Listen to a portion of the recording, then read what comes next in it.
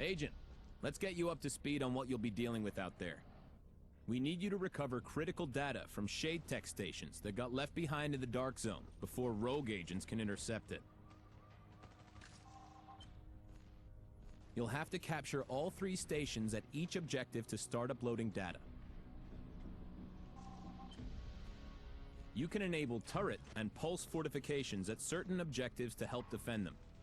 Activating them requires shade tech that you can recover from enemies and find in crates in the Dark Zone. Oh, and another thing. Be aware of the 2 tactical boosts you can use to enhance your squad's performance. Points for kills and point multiplier. You can activate these with shade tech as well.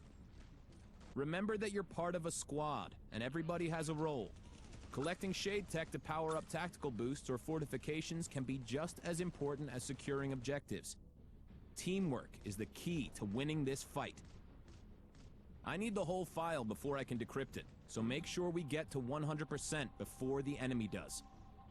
Good hunting.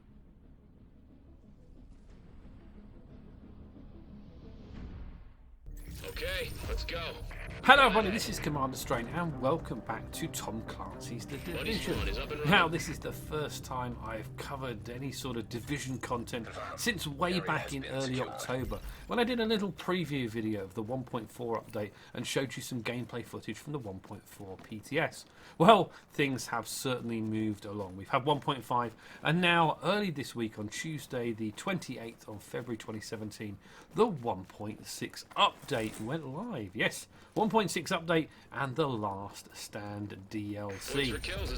So what is the Last Stand game mode? Well, it's an 8 versus 8 PvP combat arena where you and your team fight to control 3 tactical locations. In order to control a location on the map, you first need to capture 3 objectives within that location. You can also gather shade tech data from the NPCs and from various loot boxes scattered around the Dark Zone arena area in order to activate defensive fortifications, including turrets and pulse towers. And as the game progresses, you can also activate 2 distinctive tactical boosts. Now the first is a points for kills, and the second a points multiplier. And these are also activated by this shade tech that you gather in the Dark Zone arena. So both PvE and PvP players can really get something out of this kind of game mode. In order to win, you and your team must reach max score, and that is indicated by one of the bars at the top of the screen. And this shows when you have downloaded the data you were sent in to recover. And win or lose, you will earn loot caches. The better you and your team perform, the more individual points you will get, and this improves the amount of loot caches you actually earn in this game mode. In the game you're watching, it was my first attempt at queuing in the Last Stand game mode, and as you can see, I joined the match mid-game and our team did have a healthy lead. I also joined the match in my full PvE gear, rather than a set of gear that had a more PvP focused stats.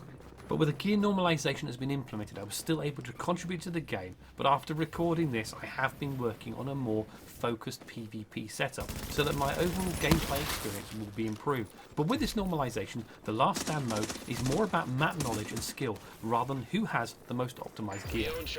You can join a Last Stand game as a solo player and be put into a match with 7 other players, or you can join up as a squad of 4 and be placed in a match with 4 other players to make up that 8-man team. Now after playing this game where I did join solo, I can really see the benefit of playing with a squad of players. It means you can have instant communication with the 3 friends that you joined with, and you can also use the in-game voice comm to talk to the other 4 members of your team and to coordinate to control locations, capture objectives and react to the changing dynamic of a fast-paced PvP game. So the Last Stand game mode is not the only thing you'll get with this paid DLC. You'll also have access to the newest incursion, Stolen Signal. Now this is a great incursion where the Rikers have taken over a civilian TV broadcast centre, and this incursion consists of 3 wings which each bring their own challenges and reward. Stolen Signal is looking like being the most interesting incursion that's been released so far, and if any future content is anything like this, then we are looking at great things to come. So that's enough about the Last Stand paid DLC. What does the player get who just has the base game? Well, that's where the 1.6 part of this update comes into play. First, there are 3 new Dark Zone areas, which due to their design almost double the overall Dark Zone playable area. This gives many more landmarks for people to actually work at and to try and get some loot from.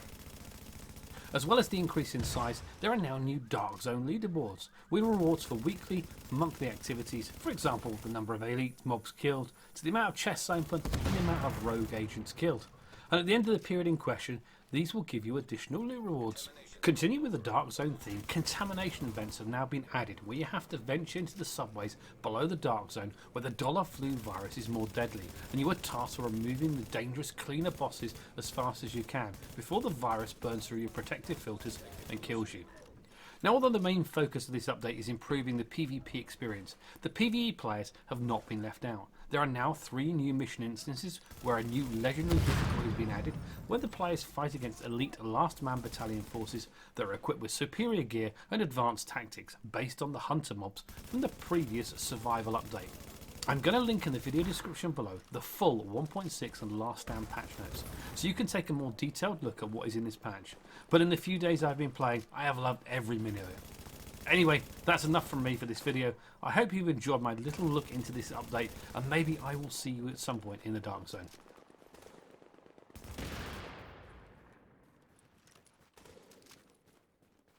If you've enjoyed this video, don't forget to give it a like. It really does help out the channel. And if you've not done so already, don't forget to subscribe. Also, take a look at the links below and give me a follow on Twitch and Beam, and you can also check out my Patreon page. Thanks again, and I'll see you in the next video.